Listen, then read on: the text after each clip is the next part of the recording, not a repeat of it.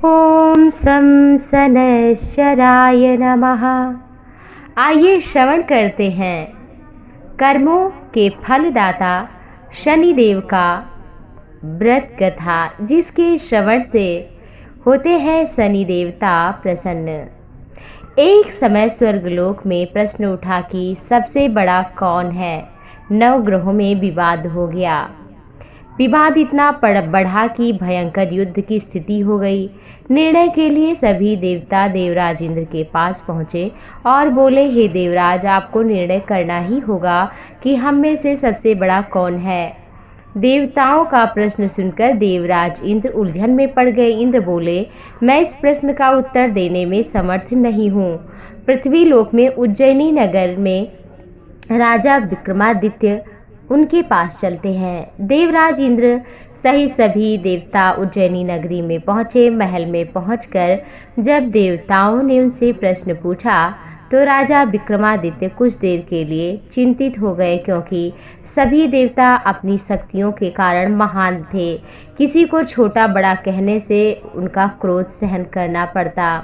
इसलिए उस सभा में कुछ नहीं कहा और थोड़ी देर के बाद कहा कि सब लोग अपने अपने आसन पर विराजमान हो जाएं। सबसे बाद में रखा था लोहे का आसन, सोना चांदी हीरा जवाहरात इत्यादि के बाद सबसे पीछे लोहे का आसन था और उस पर शनिदेव बैठे थे। और फिर कहा कि जो सबसे पीछे है वो सबसे छोटा और जो आगे हो बड़ा। इसी तरह से आप लोग निर्णय कर लीजिए। राजा विक्रमादित्य के इस निर्णय को सुनकर शनि देवता अपने को छोटा जानकर क्रोधित होकर कहा, राजा विक्रमादित्य, तुमने मुझे सबसे पीछे बैठने को कहा और मेरा अपमान किया। तुम मेरी शक्तियों से परिचित नहीं हो, मैं तुम्हारा सर्वनाश कर दूंगा। शनि ने कहा, सूर्य एक राशि में 1 महीना, चंद्रमा 2.25 दिन, मंगल 1.5 महीना, बुध शुक्र 1 महीना, बृहस्पति 13 महीने रहते हैं, लेकिन मैं किसी राशि पर 7.5 ही तक रहता हूँ।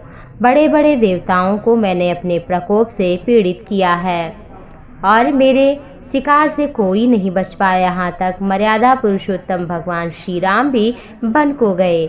इसके बाद देवताओं की क्या गति। शनिदेव ऐसा कहकर वहाँ से चले गए।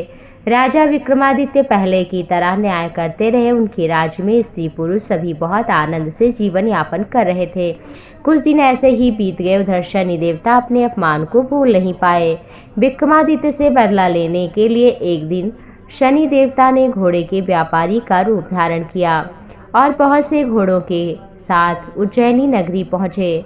राजा विक्रमादित्य ने राज्य में किसी घोड़े के व्यापारी के आने का समाचार सुना तो अपने अश्वपाल को कुछ घोड़े खरीदने के लिए भेजा। घोड़े बहुत कीमती थे। अश्वपाल ने जब वापस लौटकर इस संबंध में बताया तो राजा विक्रमादित्य ने स्वयं आकर एक सुंदर शक्तिशाली घोड़े को पसंद किया। घोड़े की चाल देखने के लिए राजा उस घोड़े पर सवार हुए तो वह घोड़ा बिजली की गति से दौड़ पड़ा।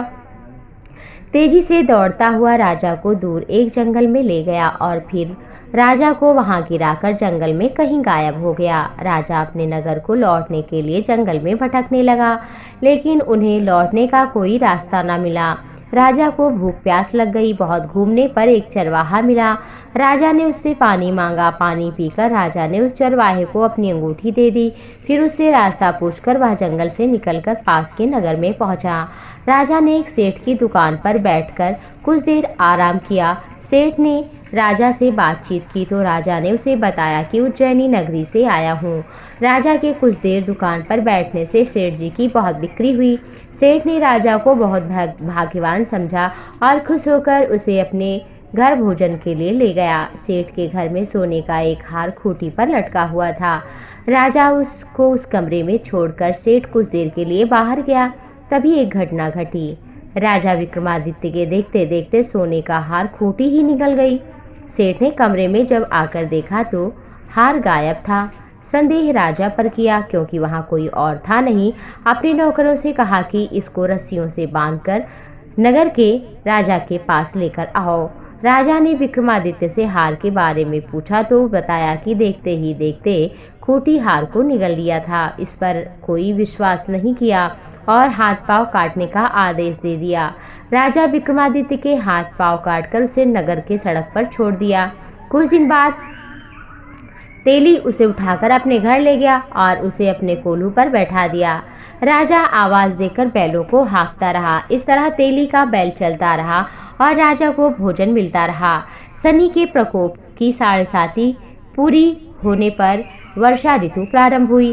राजा विक्रमादित्य एक रात मेघमल्लार गा रहा था। तभी उस नगर की राजकुमारी मोहिनी रथ पर सवार होकर उस तेली के घर आ गई। मल्हार सुना तो बहुत ही मोहित हो गई। दासी को भेजकर गाने वाले को बुलाने को कहा। दासी ने लौटकर राजकुमारी को अपंग राजा के बारे में सब कुछ बता दिया। राजकुमारी उसे मेघमल्लार से बहुत मोहित हुई। सब कुछ जानकर भी अपंग राजा से विवाह करने का निश्चय किया। राजकुमारी ने अपने माता पिता से यह बात कही तो वे हैरान रह गए। रानी ने मोहिनी को समझाया, बेटी तेरे भाग्य में रानी होना लिखा, फिर तू अपंग से विवाह क्यों करके कुल्हाड़ी मार रही है पैर पे। राजकुमारी ने अपनी जिद नहीं छोड़ी। अपनी जिद पूरी कराने के लिए भोजन करना छोड़ दिया, प्राण त्याग देने का निश्चय किया। आखिर राजा रानी को विवश होकर अपंग विक्रमादित्य से राजकुमारी का विवाह करना पड़ा। विवाह के बाद राजा विक्रमादित्य और राजकुमारी तेली के घर में रहने लगे। उसी रात स्वप्न में शनिदेव ने राजा से कहा, राजा तुमने मेरा प्रकोप देख लिया, मैंने तुम्हें अपने अपमान का दंड दिया है। राजा ने शनिदेव से क्षमा करने को प्रार्थना की। हे शनिदेव, आपने जितना दुख मुझे दिया है किसी को न देना। शनिदेव ने कुछ सोचकर कहा, राजा मैं तुम्हारी प्रार्थना स्वीकार करता हूँ।